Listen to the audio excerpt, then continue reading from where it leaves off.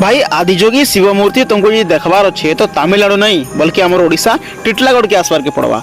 जोहार हर हर महादेव। आज संध्या लगे आम सांग मैंने सब रेडी कर बाहरी पड़ल भाई टिटलागढ़ बोलबम जीवार लगे। बाकी भाई रास्ता पूरा सुनसान लगुला जन लगुला खाली आम एकला जाऊँ और कहीं ना जीवार के जमी सेमती भाई आम टिटलागढ़ के पहुँची गलु। आम बोलबम भाई मैंने से बहुत कम आसते कहीं रात 12 बजे पहुँची जाइलु न। तापर भाई मंदिर भितर जब एंट्री कलु मंदिर भितर बहुत बढ़िया आकार फूल फूल सजाइछन। तापर भाई मंदिर भितर के गलु से आम बोलबम भाई मैंने बसिकी भजन कीर्तन करूछन।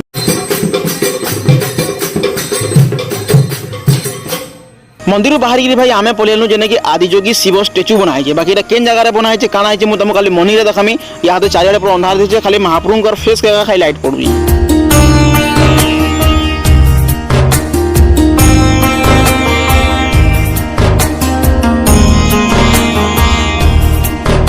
सेनु बुलिक आसला पर देखलु जे हमर बोलबम भाई मैंने पानी धरिकी अलरेडी लाइन रे ठिया होते न।